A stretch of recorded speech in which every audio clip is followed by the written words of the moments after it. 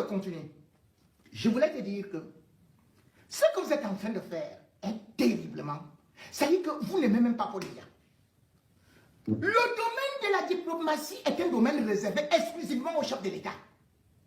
C'est-à-dire que voilà pourquoi le jeune Bella, même quand il y a des problèmes au Gabon ou en Guinée équatoriale, il ne fait même pas le communiquer parce qu'il attend que Paul Biya donne le là. Toi, un nigo, un idiot, un asticot, tu te lèves, tu parles des grandes puissances chez qui Paul Biya lui-même vient. Tu as vu pendant les Jeux Olympiques, Paul Biya était avec le caleçon mouillé, y compris Chantal, le string, elle arrêtait déjà parce que ça descendait, ça pesait. Parce qu'il est venu devant Macron. Macron est son patron. Lui-même, il a dit, je suis le meilleur élève de la France. Et toi, tu es le meilleur élève de Somme-Nord. Tu te bats encore contre la France, alors que ce sont les vrais Camerounais, les autres qui veulent l'indépendance, qui doivent dire que non, nous, on ne veut pas cesser cela. Mais vous avez été installé par qui? La France. Les 80 ans du débarquement, une fête française. Qui est venu là-bas? Paul Biya ne va pas au sommet de l'Union africaine. Il vient au truc du débarquement, 80e anniversaire, une fête de la France. Il court là-bas, il va s'asseoir au soleil. Et comme Macron aime l'humilier, jamais le parapluie. Comme la dernière fois, il était sous la pluie. Vous finissez de faire votre dialogue. Le grand dialogue, Paul Biya n'a même pas fait un seul jour pour aller dialoguer avec les Camerounais. Plus, il est monté dans l'avion. On lui pose qu'est-ce que tu es venu faire enfant? Mais je suis venu rendre compte à Macron pour le grand débat. Il ne savait pas que c'est le grand dialogue. Il a dit qu'il vient rendre compte à son patron. Alors que la Constitution interdit à un président d'être soumis sous l'influence d'une puissance extérieure. Tu n'étais pas là, tu n'as pas vu Paul Biya qui a dit ça, qui venait rendre compte à Emmanuel Macron. Ah tiens, peut-être comme tu es né hier, tu as donc oublié que le même Paul Biya, que vous êtes en train de dire là que la France c'est ceci et cela, l'argent que vous utilisez là, ça s'appelle comment? Franc CFA. Colonie française d'Afrique, c'est fabriqué en France. Voilà votre panafricaniste. Si Macron va tout de suite là, il bloque même votre argent et tu n'as plus rien. Pourquoi Paul Biya n'a pas créé une monnaie? Il ne peut pas créer comme le Rwanda, le franc camerounais, un grand panafricaniste comme lui? Non. Mais qui t'envoie parler? C'est là où c'est dangereux. C'est Mbondayolo. Parce que lui aussi c'est un idiot, un trigo, un C-0. On n'a jamais eu un tel directeur du cabinet civil. Il n'est pas diplomate, donc il ne connaît pas le langage diplomatique. Mbondayolo a été recruté parmi les 1500 licenciés. Paul Biya, dès qu'il est arrivé là-bas au ministère des Affaires étrangères, bon, Paul Biya, comme il est trop tribaliste, bon, il a demandé est-ce qu'il y a un bout de quelque part là. C'est comme ça qu'au Yono, qu'on appelle le vieux nègre de la médaille, qui sortait avec la tante de Mbondayolo, qu'il saisit Paul Biya qu'il y a quelqu'un là parce que c'est la tante de Mbondayolo. Qui vient donc, qui dit que bon voilà, quelqu'un qui a fait de grandes études, de quoi là, et machin, alors qu'il n'avait pas ce diplôme-là. Il y avait des diplomates bien cotés, carrés. Mbondayolo devient le premier ambassadeur du Cameroun qui n'est pas diplomate. Pour être diplomate au Cameroun, on sort de l'IRIC, non? Et Institut des relations internationales.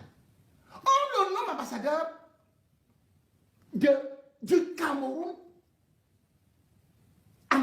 au Gabon. Et aussi à Sao Tomé et Principe, où se trouve sa femme qui investit avec votre argent là. Et après on l'enlève pour le mettre à Paris. À Paris. Et c'est vous qui vous levez. Mbondayolo qui était ici à Paris. Le plus grand poste de sa vie. Vous venez parler encore que, oh, la France coloniale, alors que vous avez dit que c'est Nicolas Sarkozy, que vous vouliez amener au Cameroun.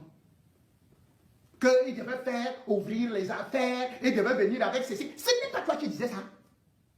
Maintenant tu viens dire dire que la France, c'est quoi? Que les Européens, c'est quoi? Que vous avez déjà été appelé par les grandes puissances. Maman, les grandes puissances, alors lesquelles? Ah, Chantal Biya était avec Brenda où? Ce n'était pas ici à Neuilly. La maison de Chantal se trouve où? Elle n'a pas les appartements à Paris. Plusieurs. Franck Biya investit où? Vous avez déjà appris que Franck Biya, ou même ministre du Cameroun, est parti s'installer en Russie. Brenda, actuellement, elle est partie de l'hôtel intercontinental. Elle est ici à Paris. C'est ici que vient jouer la vie. Hein? C'est ici que Paul Biya a mis son argent. Ton Bonda Yolo. Qui oublie qu'actuellement ses comptes sont bien ciblés. Voilà une information. Bonda Yolo est venu ouvrir une agence immobilière où? À Paris. Pour blanchir de l'argent. C'est ici. Et tu te lèves avec ton petit museau. Un assassin qui doit seulement sa place à Kondengui. Nous, on peut parler fort. Parce que ce n'est pas la France qui m'a amené ici.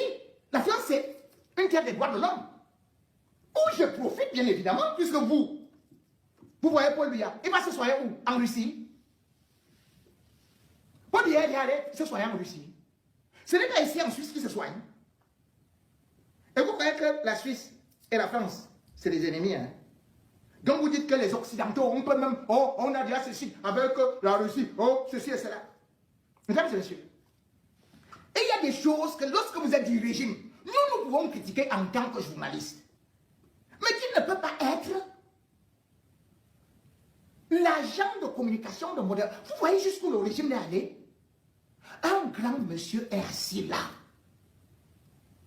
Vertueux, respectueux. On l'appelle René Sadi. Il est ministre de la communication.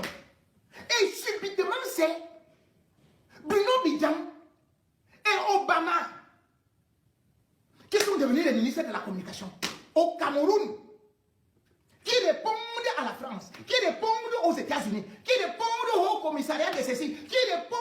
Mais on est où? Ils ont été nommés quand? Ils ont inventé autre chose. Brûler. On a accusé seulement les manifestants. Oui, je reconnais que dans des manifestations, beaucoup profitent. Et comme dans tous les groupes et dans tous les pays, certains brûlent souvent. Mais il y a ce que l'on appelle des milices qui sont organisées. Vous avez suivi les avocats de Chiroma parler tout à l'heure. Ils vous ont parlé justement de ce qui se passe au Cameroun. Qui a des milices et qui connaissent qui est derrière. Parmi les milices qui brûlent et qui attaquent, Amougou Belinga en est responsable de deux. Deux installés, une à Douala, une à Yaoundé. Ce sont ces milices qui, profitant de ces marches et de ces casses, ont décidé donc d'aller brûler Congel-Cam. Le Zomlo des Zomlo a organisé une réunion à Kondengui. Même pas une seule. Mais l'une des réunions les plus importantes, c'était que les Bamileke sont derrière les nordistes, les Aoussa, comme ils disent. Vraiment, il faut, comme ils sont en train de les soutenir là, c'est-à-dire qu'on appelle Ngushinge là, il fait semblant d'être avec nous au RDPC, après finalement il va financer les Bamileke, il faut vraiment qu'ils soient punis. C'est comme ça qu'ils sont partis brûler. C'est la milice de Zomlo. Et maintenant, ils disent que touristique, l'agence de voyage, créée en 1999, qui voyage un peu partout, qui fait beaucoup de villes. Comme c'est un Wadjo, et on a dit qu'il doit maintenant seulement repartir au nord, alors que dans le Grand Nord. Alors que les manifestants ont dit, on ne veut plus de camions, on ne veut plus rien. Ils ont bloqué. Qu'est-ce que nos hommes ont fait? Ils recrutent encore l'autre milice pour dire qu'il faudrait s'attaquer à la politique. Mais ça ne s'arrête pas là. À l'intérieur du palais, Mfonda Yolo, avec son adjoint, Ngongo, ils ont pris non seulement Bidjan à gauche, Bidjan à droite, pour coordonner cela, pour jouer le rôle, parce que dans les recrutements, il est devant. Vous voyez comment est-ce qu'il vient, il fait, posez-vous des questions. Pour alimenter ces milices. Je ne voudrais pas dire beaucoup de choses, mais je vais vous dire que ils sont allés maintenant jusqu'à dire que les gens qui les gênent pour faire leur vidéo ou pour faire leur passage, que c'est nous qui déstabilisons leur plan, leur projet. Ils ont donc remis exactement les mêmes procédures que lors de l'assassinat de Martinez Zogo.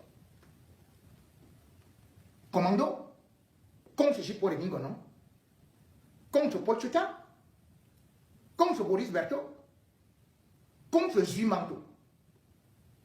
Ils ont d'abord attaqué les pages et voient que ça ne marche plus. Ils se sont donc dit, il faut s'en prendre à eux. Bien plus, ils ont commencé à dire, il faut s'attaquer aux familles. Il faut s'attaquer à de quelconque bien. J'ai ces informations. Après, subitement, on voit un individu qui publie, pas une fois, mais plusieurs fois. Il a le sobriquet de Chance Lion.